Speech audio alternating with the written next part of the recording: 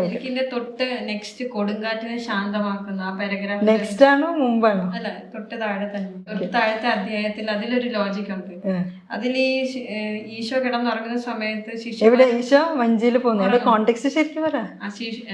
അവരിങ്ങനെ വഞ്ചിയിൽ തുഴഞ്ഞു പോയിക്കൊണ്ടിരുന്ന സമയത്ത് പെട്ടെന്ന് ഈശോയും ശിഷ്യന്മാരും വഞ്ചിയിൽ പോയിക്കൊണ്ടിരുന്നു. പെട്ടെന്ന് കൊടുങ്കാറ്റ് വരും. അപ്പൊ ശിഷ്യന്മാർ പെട്ടെന്ന് ഭയന്നിട്ട് ഗുരു ഗുരു നമ്മൾ വേണ്ട മുങ്ങിപ്പോകാൻ പോകുന്നതാണ് ഗുരുന്ന് അപ്പൊ തന്നെ വിളിക്കണ്ടോ?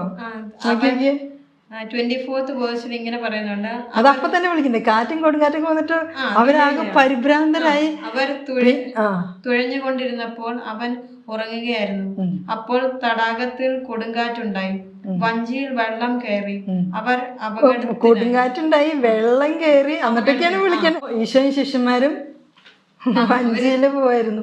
അപ്പൊ തന്നെ ഈശോനെ വിളിച്ചില്ല. ഈശോയുടെ ലോജിക്ക് നോക്ക്. ഈശോ ഉറങ്ങായിരുന്നു എന്ന് പറഞ്ഞാൽ ഈ കൊടുങ്കാറ്റ് അറിഞ്ഞില്ല എന്ന് വിചാരം.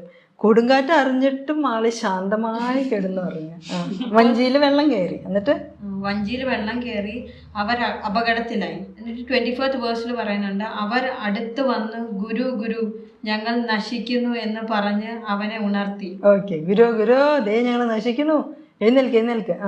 അവൻ എഴുന്നേറ്റ് കാറ്റിനെയും തിരകളെയും ശാസിച്ചു.